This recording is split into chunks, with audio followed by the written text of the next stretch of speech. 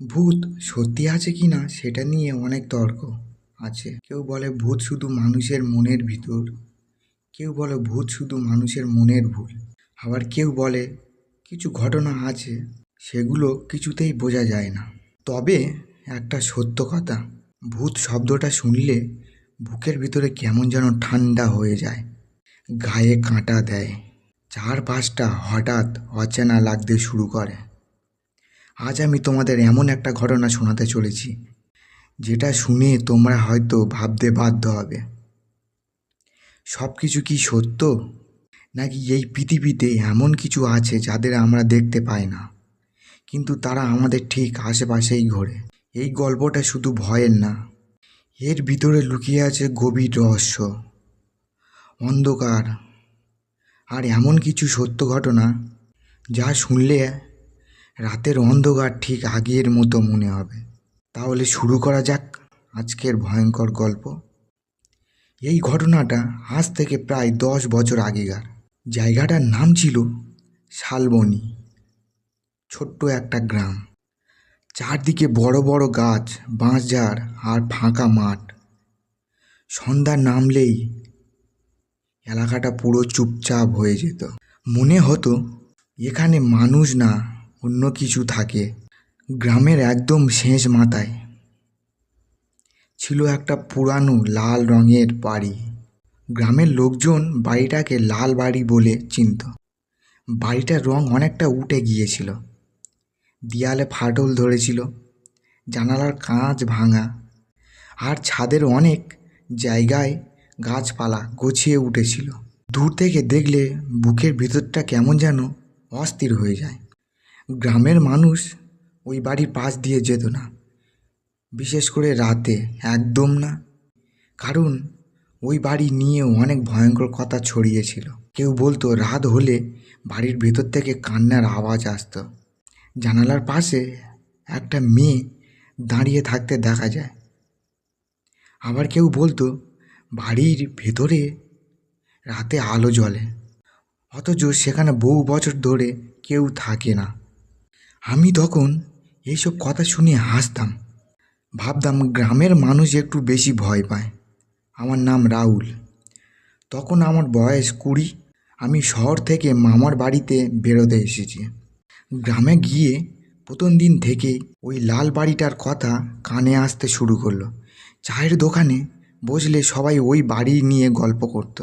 একদিন রাতে দোকানে বসে চা খাচ্ছিলাম, হঠাৎ এক বুড়ো কাকা বলল, বাবা রাতের দিকে ওই বাড়ির সামনে যেও না। আমি হেসে বললাম, কেন কাকা, ভূত আছে নাকি? কাকা চুপ করে আমার দিকে তাকিয়ে রইল, তারপর আস্তে আস্তে বলল, সব কিছু চোখে দেখা যায় না রে। ওই কথাটা শুনে তখন একটু গা ছমছম করছিল, কিন্তু তাও আমি পাত্তা দিইনি। তারপর গ্রামের লোকেদের কাছে থেকে জানতে পারলাম অনেক বছর আগে ওই বাড়িতে একটি ধনী পরিবার থাকতো, স্বামী স্ত্রী আর তাদের এক মেয়ে। লোকজন বলতো মেয়েটা খুব শান্ত ছিল, কিন্তু এক রাতে হঠাৎ পুরো পরিবারটা উধাও হয়ে যায়।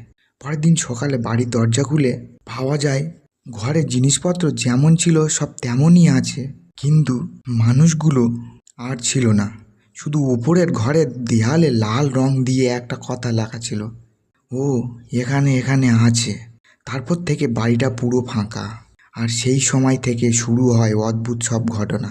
কেউ ওই বাড়িতে এক রাতের বেশি থাকতে পারেনি, কেউ অসুস্থ হয়ে পড়েছে, কেউ পাগলের মতো আচরণ করছে, কেউ নাকি রাতের অন্ধকারে দৌড়ে পালিয়ে এসেছে।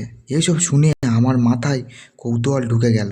আমি ঠিক করলাম, যাই হোক একদিন ওই বাড়ির ভিতরে ঢুকবো। কিন্তু তখনই বুঝিনি এই সিদ্ধান্তটা আমার জীবনের সবচেয়ে বড় ভুল হতে চলেছে। পরের দিন দুপুরে আমি গ্রামের মাঠে বসেছিলাম, সাথে ছিল আমরা 3 বন্ধু, সুমন, রাজু আর ইমরান।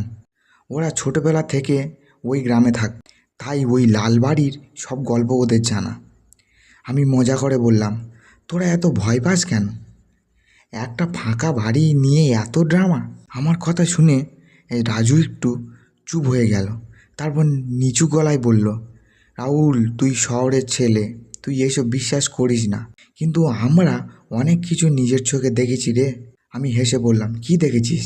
ইমরান সিগারেটের ধোঁয়া ছেড়ে বলল, 2 মাস আগে গ্রামের এক লোক রাতে মদ খেয়ে ওই বাড়ি ঢুকেছিল।